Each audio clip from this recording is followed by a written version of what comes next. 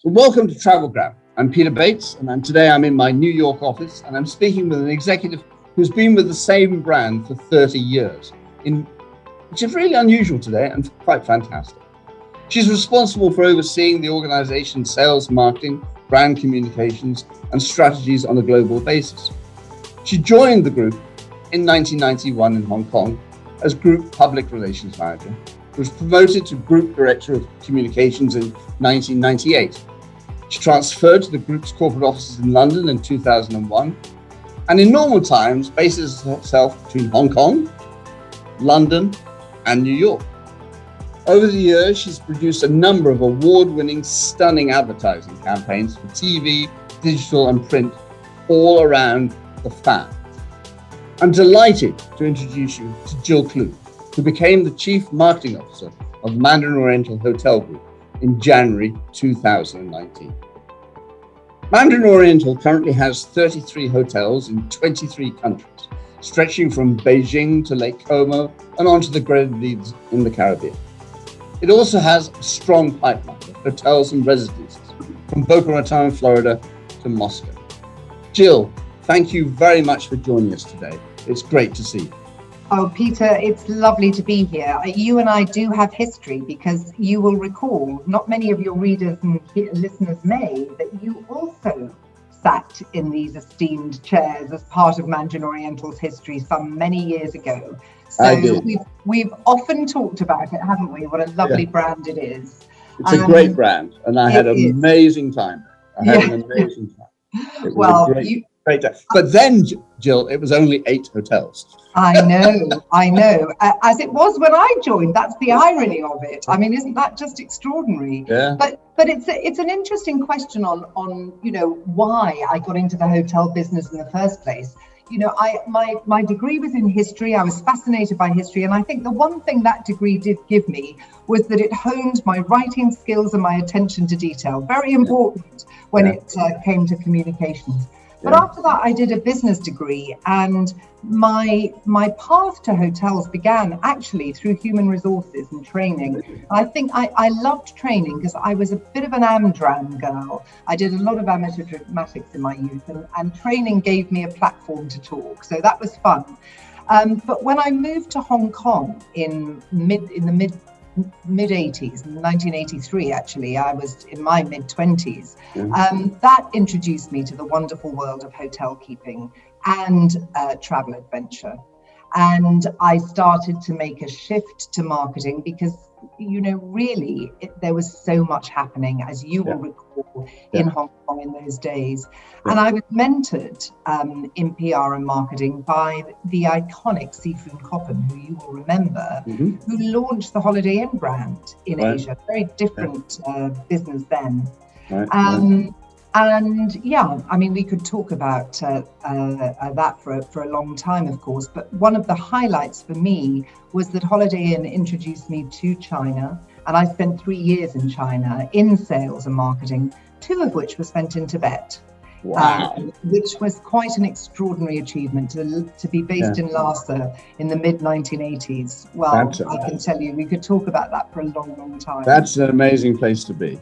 I was there a couple of years ago, and it's just great. But I can imagine just back then, it wasn't nearly the same as it is today. No, it certainly wasn't. There was only one hotel that sort of established itself as an international property, but not of what we would consider to be international at the time. But we turned it into a great hotel and had a lot of fun doing that. But I was always interested, but from there, I guess my career took me back to Hong Kong and to a corporate role with Holiday Inn. They had about 40 hotels in the region at the time, and I really enjoyed my time there as a PR director. But I was always interested in the power of branding and how iconic brands require strong heritage and a consistent message. So, I really wanted to get my teeth into that. And I was offered a perfect role with Mandarin Oriental that had all the hallmarks, as you know, of a brand in the making that would be recognized internationally. So I leapt at the chance to be the group PR manager. It was the first position they'd ever had for a PR manager. And I certainly joined at the right time, just as they were establishing the group and taking it globally into what it is now so well recognized as a luxury brand. Right. But having the creative ideas and the relentless attention to detail as the brand developed, and a positive, enthusiastic outlook, I would say, has helped me to be in the center of decision making all these years, culminating in my job today, joining the board and being Chief Marketing Officer, for which I'm very proud. Fantastic. That's fantastic. And you have sales and marketing, right? I do. Yeah. That's a very good point. You know,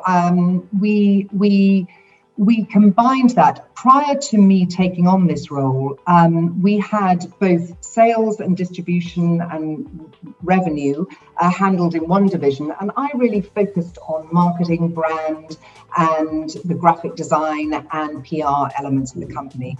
And I think there's been a huge benefit in bringing all of that together. We like to call it the three legs of a stool, both revenue and the strategy of that revenue, the sales activity that we obviously are so important to the brand, but also the marketing. And bringing those three things together has been, I think, beneficial. Certainly my team say so. They've loved learning.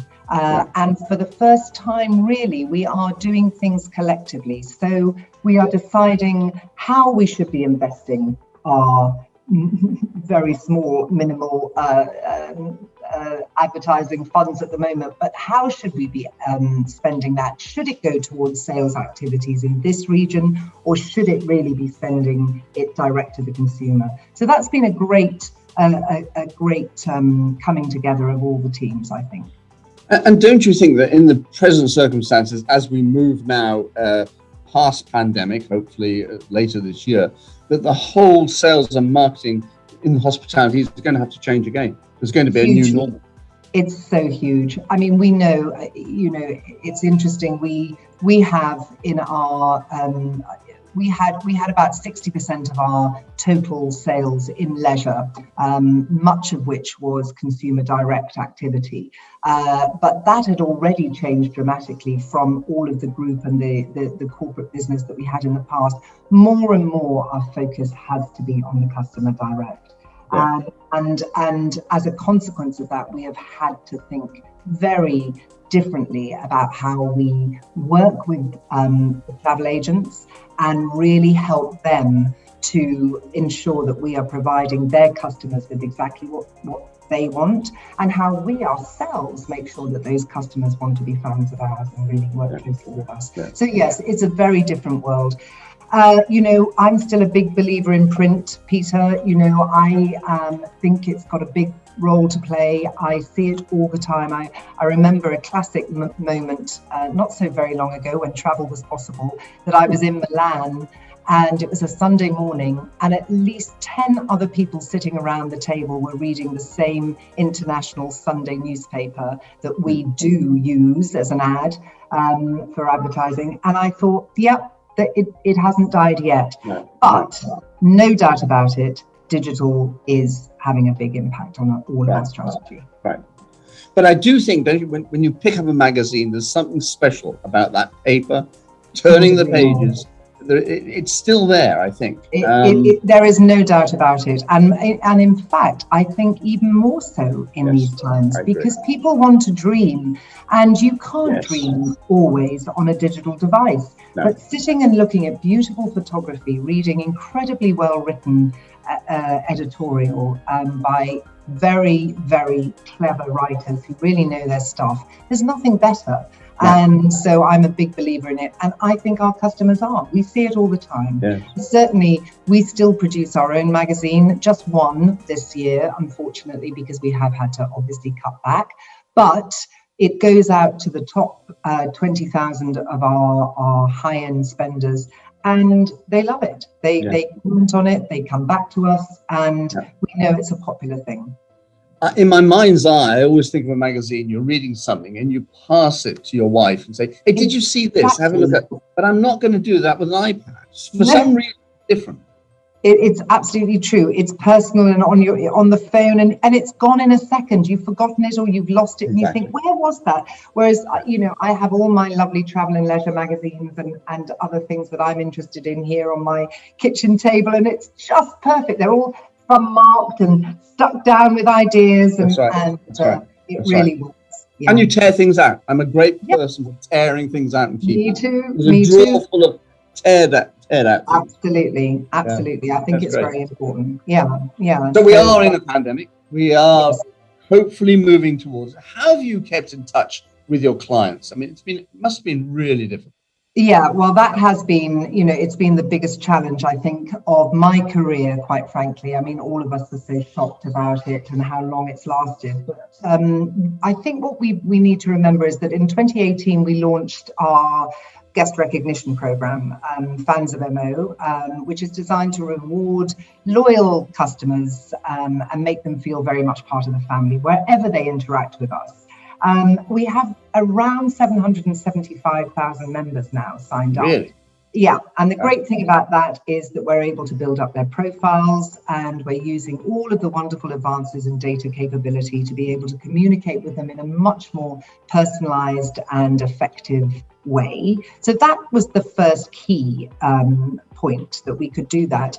But really, during the pandemic, we had a strategy. We knew that there was going to be different communications at different times, and we focused all our efforts on communicating with those core followers via EDM, but also through social, especially as we were able to use that means to continually just keep engagement with the brand. Right. Early on, the messaging was all about health and safety. You'll remember that. We had our We Care program to reassure our customers that our usual high standards were even further enhanced. And likewise, the other big important communication point was reassurance and certainty of booking and cancellation policies. Yes. So those were the key messages to begin with. Yes. That's what the individual traveller needed to know, and our group and meeting business. So that was a focus to begin with.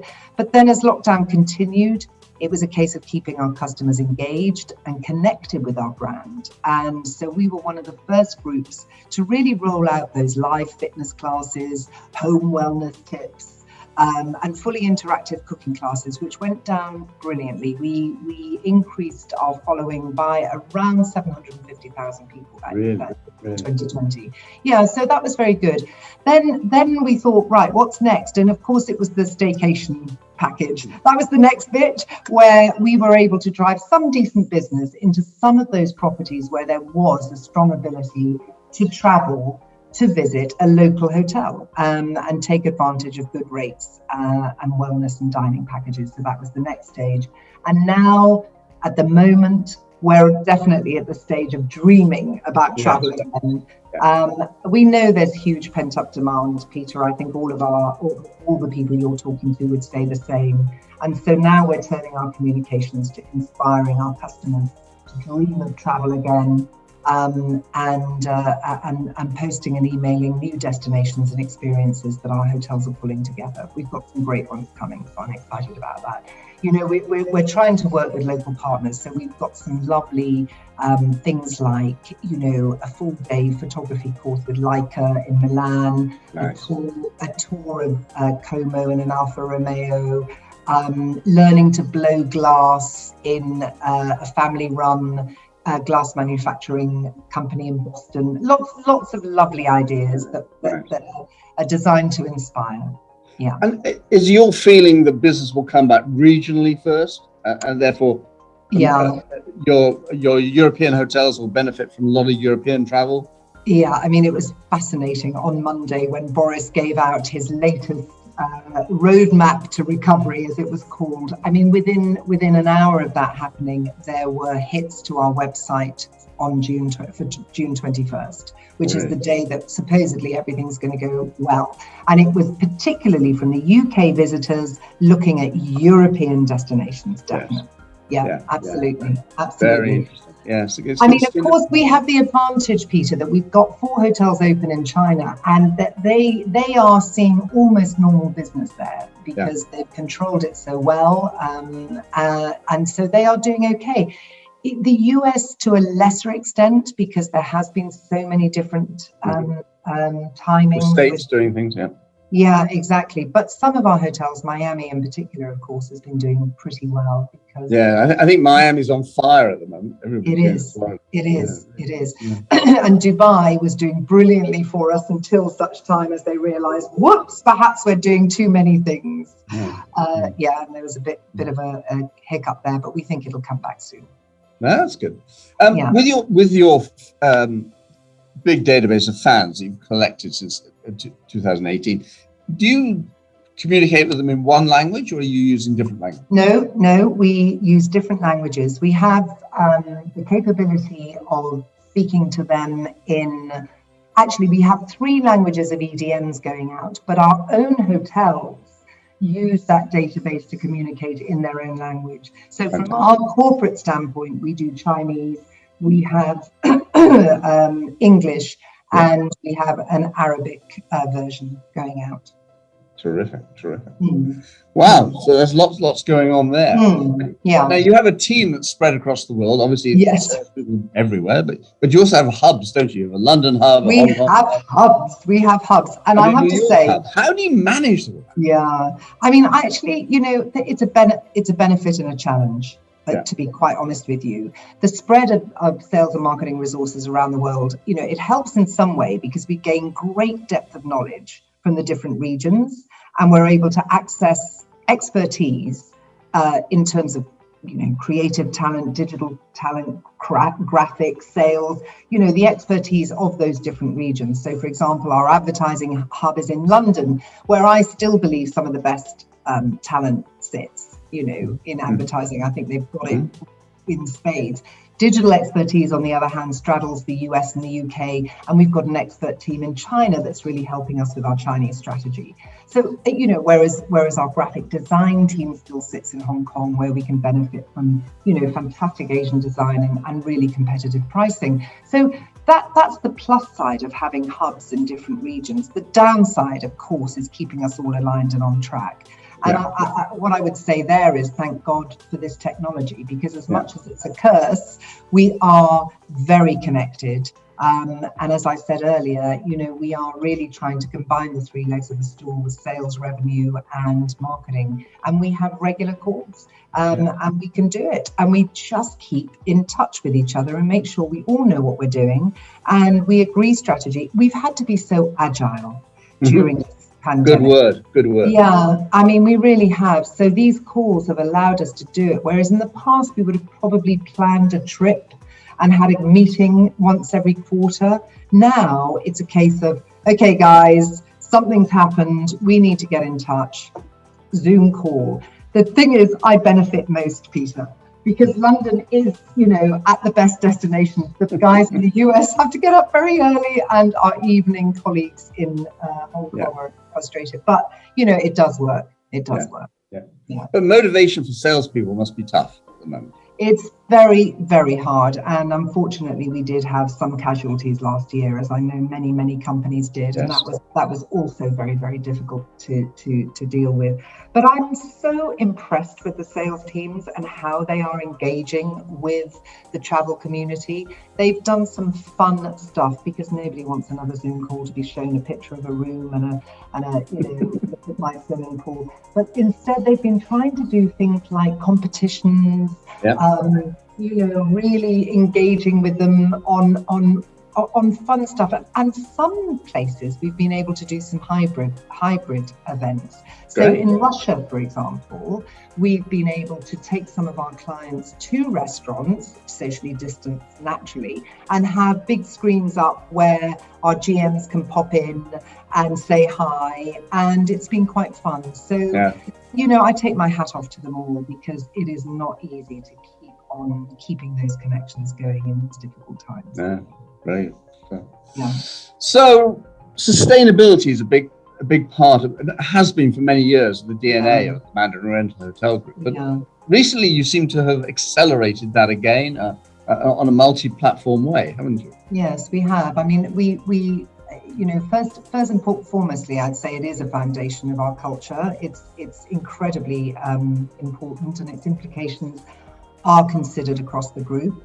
We have a very strong governance structure in place with an executive advisory panel absolutely headed up by James, which champions all of these initiatives and ensures sustainability is included really in all of our policies and procedures. We do use the UN Sustainability Development Goals as a reference to this panel, and it helps us to decide how best to tackle all of those pressing issues of energy, water, waste, and carbon emissions, especially as we grow our brand in all of these new places. So we've always championed it. But this year we thought we would share some of our activity with our consumers by launching our Naturally Better campaign to really highlight what we have been doing to sustain our brand in terms of supporting the well-being of the planet, of our communities in which we live, and also of the individuals with whom we work and our guests. So yeah, we called it Naturally Better. We thought it was an interesting topic. All of our hotels are very engaged in that. And one of the key initiatives, of course, for the planet was to set ourselves a very ambitious target to be completely single-use plastic free across all of our hotels by March 2021, which of course is a month away. Yes. We are making great progress. We really are. We've made a significant change. And I can give you some examples. All of our hotels now have eliminated plastic bottles. Everyone has bottling plants in place. We have pretty much, unless there's stock still to be got rid of, pretty much eliminated all of the in-room amenities in bathrooms. We have used either a different form of material, or we have materials that go into the shower that we can replenish, that are beautifully done. And we're working with great partners that produce quality materials that are keen to work with us. So the biggest challenge has been in the back of house, things like cling film, where we have found a resource that we use. Beeswax is one of the things, but I can't announce our target, unfortunately, but we are doing extremely well. We probably won't hit it, but we won't be far off. We will be announcing it, I would say, in about April. So watch this space, and I'll happily come back and tell you what we're doing. Please do.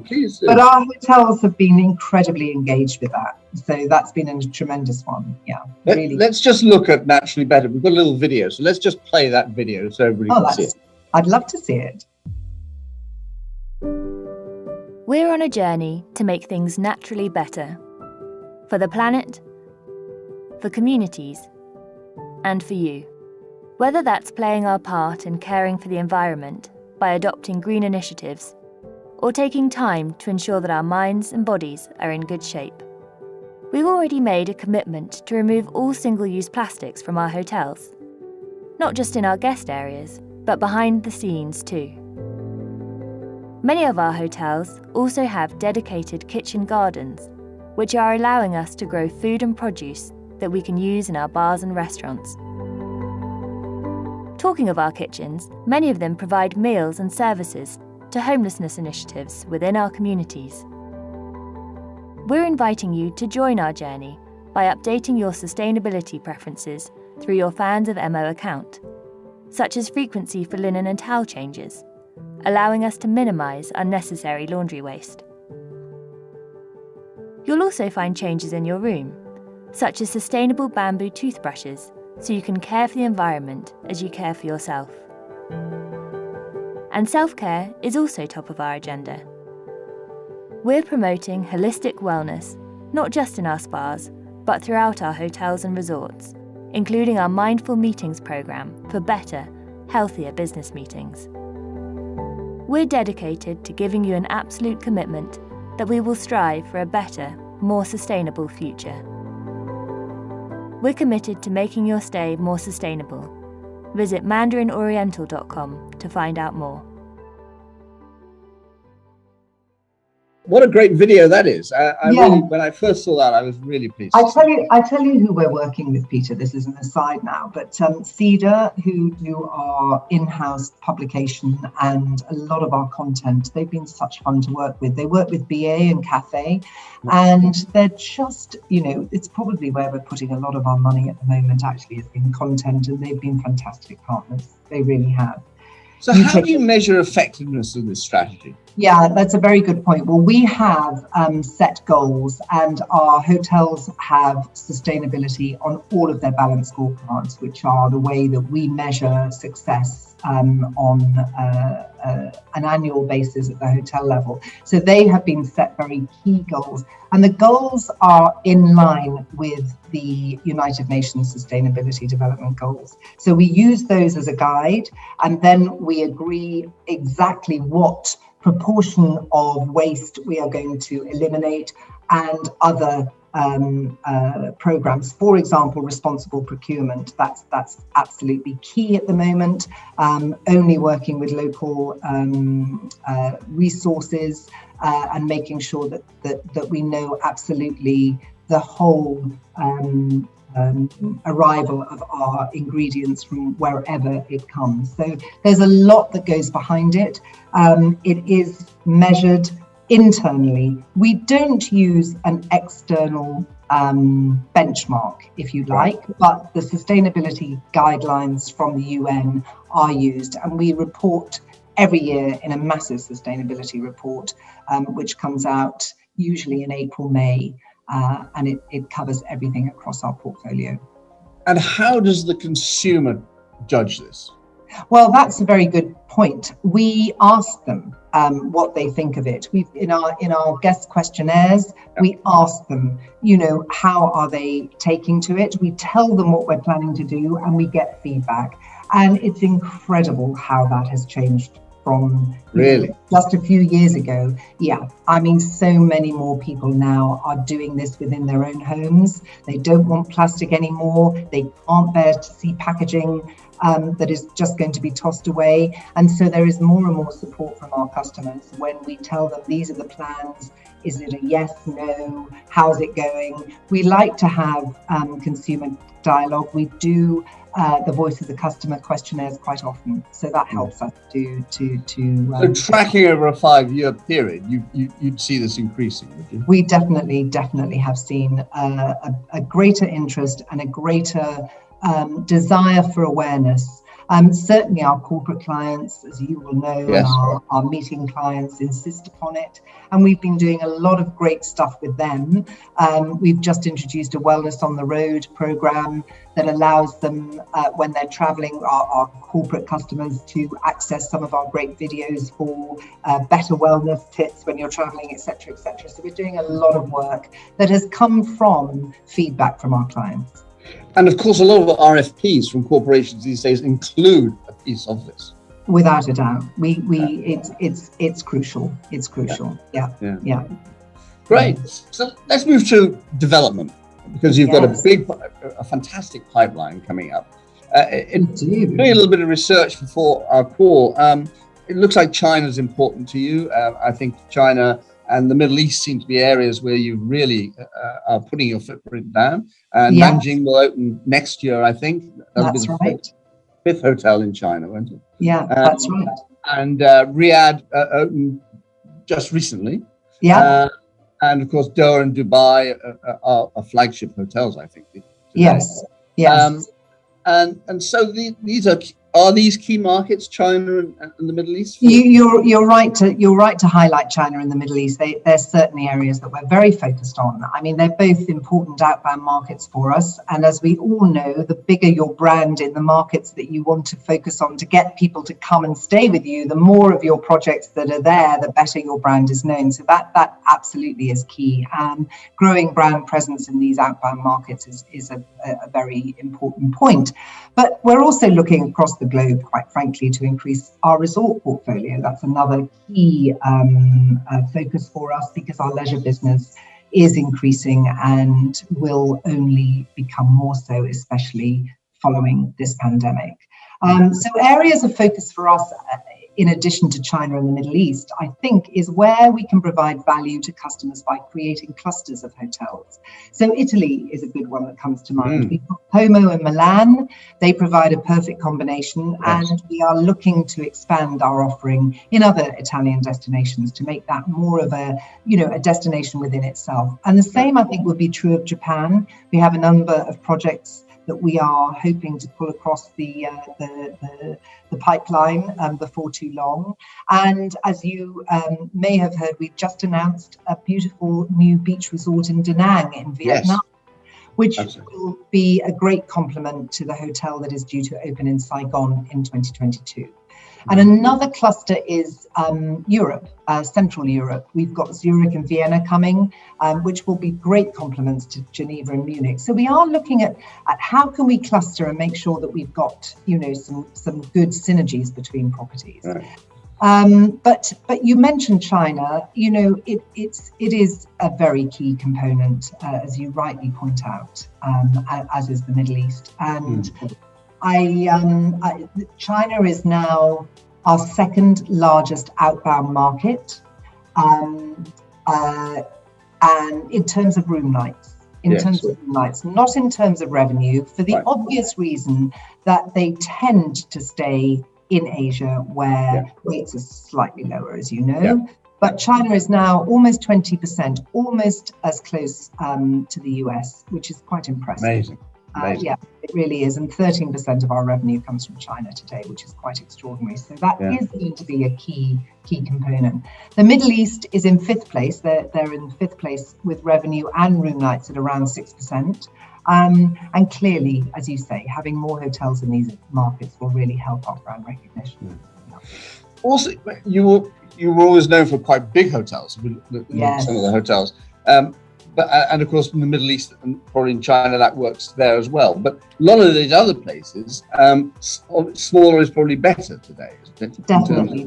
Particularly in Europe, I would say, and in the resort properties, because then you can really focus on the leisure. You don't need to worry about how you're going to fill the hotel in those low season periods, how you're going to find the mice in the corporate business that we will all be scrambling for in a time when we know there's going to be less of it, because more and more people will be doing Zoom calls forevermore. Please. We do hope we'll all meet one day soon.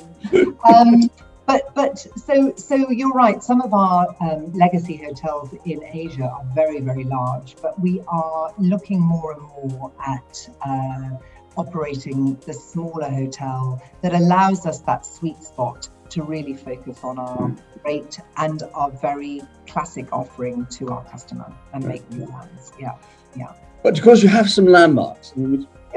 Mandarin Oriental Bangkok, Mandarin Oriental Hong Kong, just about to open the Ritz again in Madrid after a massive renovation, I think in April.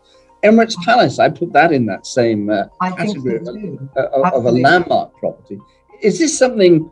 Is this a strategy to go after landmark properties, or is it? Well, yes and no. I mean, we as you know, we own a number of those properties. Hong Kong, we own outright. Yeah. Bangkok and Ritz Madrid, we have a good 50% equity in both. And the truth is that our expansion is really focused on new management hotels and residences rather than equity ownership. But if they are landmark hotels, we are even more happy to take them on. So I would say, for example, the Zurich property, the Savoy, there is a lovely landmark in that. Absolutely. And we'll and what a location. Yes, we'll definitely benefit from sticking a Mandarin fan on there. Yeah. So while we are less likely to go out and buy these landmarks, they are still very important assets to us. And those owned assets are important not only from a revenue standpoint, but also from a brand standpoint. And so we will always invest in those properties to ensure they remain at the very top of their destinations. For example, we've just finished a significant room and public area renovation of the Grand Dam in Bangkok, which has achieved huge recognition as a result of that renovation. In Hong Kong, we've just completed a massive renovation on the top of that hotel, putting in a club floor for the first time ever in Mandarin Hong Kong, and also completely changing the F&B space on that top floor, increasing the space of our manoir, our famous Michelin-star Chinese restaurant, and introducing a very cool new lounge concept called the Aubrey, which is really an amazing eclectic mix of Asian dining, good music, cool vibes. It's fantastic. It's doing very well. It literally opened last week. Can't wait to get there. See it. Me too, Peter. Me too. We'll have to have a drink there. Absolutely. Yeah. So, and other owned hotels in that mix, of course, we've got Boston and Munich. We put those two through. We own those two, and we put them through room renovations last year. We took advantage of COVID, having them empty, so we did that. And as you rightly point out, we're opening in the Ritz hopefully in April. Can't wait. The restoration has been phenomenal. I've seen photographs. I hope I'll get there. It's going to be amazing, and will no doubt be one of the grand hotels of Europe. That's great. That's great. So something that's changed in our industry over the last 10 years is residences.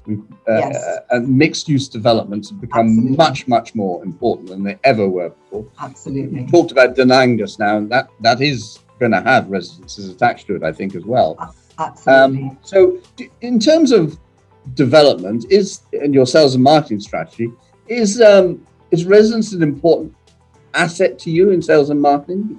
Well, it's an important asset, I think, to the developers who are building luxury hotels. And so for us to be able to offer the ability for them to brand a residence as a Mandarin Oriental brand, and for us to offer the services and facilities to their owners that come with our brand promise and our reputation, is of great help to the developer. And we benefit from it because we get significant branding fees from those projects, and because more and more of these projects are coming into play. So our pipeline today is very robust. We've got 22 hotels under operation, of which 13 of them have a residences component. So more than half have residences. So this is definitely a phenomenon that we see more and more. Even some of the small resorts that we're looking at will have the potential to add some of the suites or villas as private residences. So yeah, I would say it's here to stay. It's something that we are very happy to do.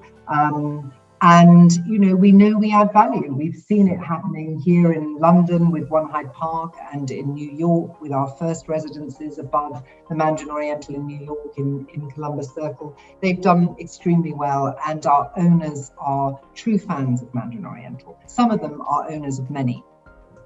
That's fantastic. So, and you are going for standalone properties in some places, aren't you? We are. We're opening our first one in Barcelona next year. Now, it's very close to the Mandarin, of course, and so we will be able to service it. But that is a case where we will have our own team managing that property independently of the hotel, but there will be benefits for those residences back at the hotel. But in some cases, we will be opening residences without a hotel, even in the city. And that's going to be a challenge. But we have seen a way to do it. And as we have succeeded in this area, the developers are very confident that we can do a good job there. So we're happy to. That's exciting. That's exciting. Yeah. And then last year, you did something completely different. You led a successful round of secondary funding for Stay One Degree. Now, I think this is a completely new departure for you. And obviously the timing was great in terms of what people are looking for. Can you tell us a little bit about that? I can. I think the first thing you need to know, Peter, is that in 2020, we also decided that it was time to move our vision a step further. We've always had a vision to be globally recognized, widely recognized as the world's best luxury hotel group. And while, many other companies will say they laid a claim to that, I think we've done a good job on being up there in the potential award for that. So we wanted to push it further because we are in residences now and we are doing so well in F&B. What else could we do? One of the vision, the thing that we have decided is that our new vision is simply a world of fans, which is designed to... A world of fans. A world of fans is our new vision. Okay. And that's designed to encourage all of our colleagues to find new ways to convert more customers into becoming a fan of Mandarin Oriental, whether they've engaged with us, through staying with us, or if we're digitally connected to them. How do we make them more fans? And so we really wanted to find new initiatives that would introduce our brand to new audiences and make them fans. And Stay 1 Degree is one of those things. We took a small investment in this company. They are amazing luxury homes that is a peer-to-peer organization where you have to become a member, you have to own a home, you have to know, you have to be able to connect through some peer-to-peer connection before you're going to be able to stay. It's a very interesting concept, and we saw it as being something that we could definitely widen the choice for Mandarin Oriental customers to include a luxury private residence within their offerings. So that was quite important to us. So it means that we can extend destinations to our guests, but also we're looking at opportunities to collaborate with Stay 1 Degree and develop curated experiences, combining our service with their luxury homes. So, for example, there are properties that they have in Como that we could provide services for, and we would benefit from if there was a wedding to be taken there, for example.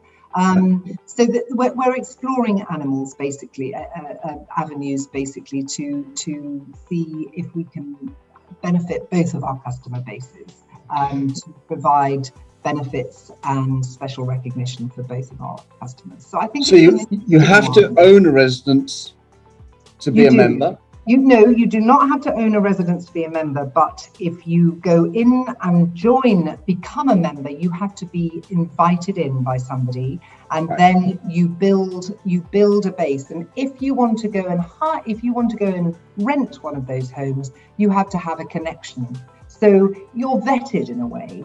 Right. It's a way for owners to feel very secure.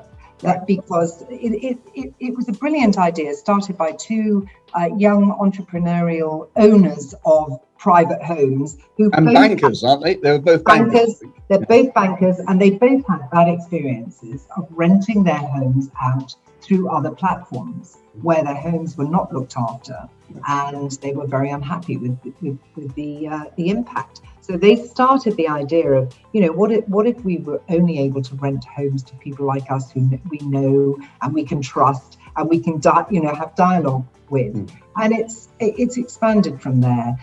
They're young, they're very entrepreneurial, and our investment is allowing them to build their marketing prowess and understand from us a little bit of how they can do things better. That's where we're at. And it's a global company, or it is a global company, and they've got phenomenal properties. Yeah, really lovely. Really lovely. Look forward to learning more about that. Yes. Let's just take it back to India now. Last year, you also announced that you created a strategic alliance with Oberoi Hotels. Well, for exactly the same principle applies here as how can we continue to build a world of fans. That was the whole idea. And James Riley and Vikram Oberoi have been talking for many, many years, and their conversations were instrumental in bringing about a combination of two great brands that really do have fantastic synergies together. We are culturally very alike, but we have a global portfolio between us that hardly overlaps. So it was a great combination. We don't have properties in India, they don't have properties in the US, or in many places where we have properties, and we saw an obvious benefit in that. Without combining both brands, we are keeping both brands very independent, of course. So what we're doing is we communicate to Oberoi's top guests, and their top guests are invited to become our top guests, and there are benefits for both. So we have a way to communicate to both of our loyalty programs, if you like, our guest recognition programs. Right, That's that part of it. But from a sales and marketing standpoint, we are collaborating on all sorts of activities. We're going to be doing sales trips together. We've already been introducing Oberoi to our clients and vice versa. We are looking at ways in which we could have lovely food and beverage and spa events in our properties. So taking chefs from Delhi and bringing them to London for a week. So there are lots and lots of initiatives that we're planning as soon as we can travel. It's all about that, as soon as we can travel. Does it preclude you from eventually having Mandarin Oriental hotels in India? No, not at all. We've in fact, I would say that it's not only from a sales and marketing standpoint that we are collaborating. We're also collaborating from an HR standpoint, looking at opportunities to have both of our marvelous colleagues work in each other's properties wherever there is opportunity. And likewise, Oberoi are very, very helpful for us to be able to find properties in that Indian market. We have a couple of hotels where we have a hotel in both properties, and we see no problem in us both promoting each other in those destinations. So no, that absolutely isn't the case. In fact, I'd say the opposite is true, that Oberoi are being very helpful to us as we look to expand our brand in that market. And Oberoi has probably one of the best training programs in the world. With their exactly. And two of our general managers came from that. Oh, there we are. Yeah. One of we have our general manager in Washington, who's our area VP actually for the East Coast, Torsten, who is just brilliant, and he went through that training program, as did our colleague in Taipei, our general manager in Taipei. Wow. Well, it's one of the best programs I think in the world. It really is. It really is tremendous. So we're excited about that one too. But all of this is helping us find ways to be creative and develop the knowledge of our fan base and increase our fan base. Fantastic. Well, thank you, Jill. This has been a real privilege. I've learned so much this morning. Really great. So I'm Peter Bates. I'm in New York, and I'm here for TravelDine. Bye-bye. Thank you so much. Bye-bye.